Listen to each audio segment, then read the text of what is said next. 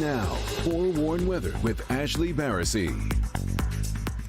If you're a little groggy this morning, I'm with you. I know that the sleep was disturbed last night because of those storms that rolled through. And so let's start out of the gate with one area that likely saw a tornado. Now we're waiting for the official confirmation once a survey team from the National Weather Service goes out after daybreak today. But this was in one of the suburbs of Lansing near Waverly, where there is social media video of what appears to be a funnel cloud that touched the surface and a lot of storm damage in that area. So we'll be keeping a close eye on that. Now that same system, that squall line that produced rotation, pushed into southeastern Michigan, showing you a snapshot just after midnight where we did have some light rotation south of I-96 into Livingston County into the Howell area. So you see the red and the green meeting with each other.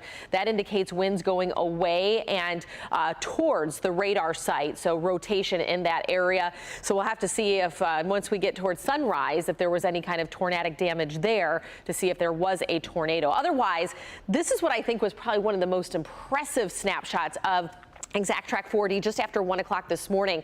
I did a snapshot at 1:21 where we picked up 1,020 lightning strikes across southeastern Michigan. And so rumbles of thunder out there, and obviously lightning can create that damage too. And so between the wind gusts and the lightning, a lot of thunderstorm damage this morning. However, that warm front that created all that is now well off to the northeast. There are some stronger storms down by the Ohio River. We're keeping a close eye on that cold front pushing through Iowa, and that's going to work its way here once we get towards sunset and beyond, bringing a second round of potential storms tonight. So 62 degrees right now in Detroit. We're on either side of 60 across the area, cloud cover to start, but that's going to give way to sunshine today, and we're heating things up. We get into the 80s this afternoon with that sunshine, so very much a summer-like day.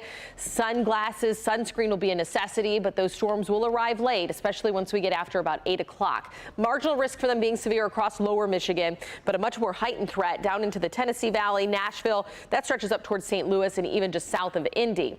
So let's break down our threat. That marginal level 1 risk, not quite as high as what we had overnight, but still, we could see some damaging wind gusts and some large hail produced by that cold front that rolls through.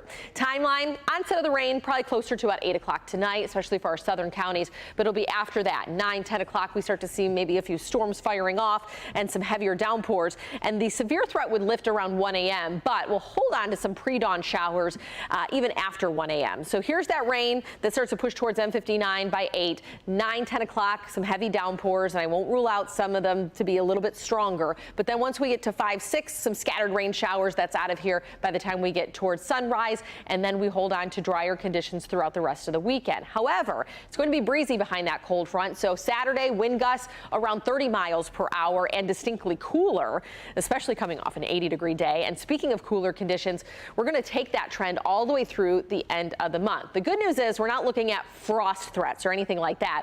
And then the temperature outlook will go back above average for the summer season. June, July, August, Climate Prediction Center keeping almost the entire U.S. above average temperature-wise, and we should be close to average when it comes to precipitation. So over the next 7 days, well, we will be falling in temperatures really within the next 24 hours. We go from 80s this afternoon to 60s come Saturday, upper 60s through the weekend, and 60s staying with us throughout much of next week.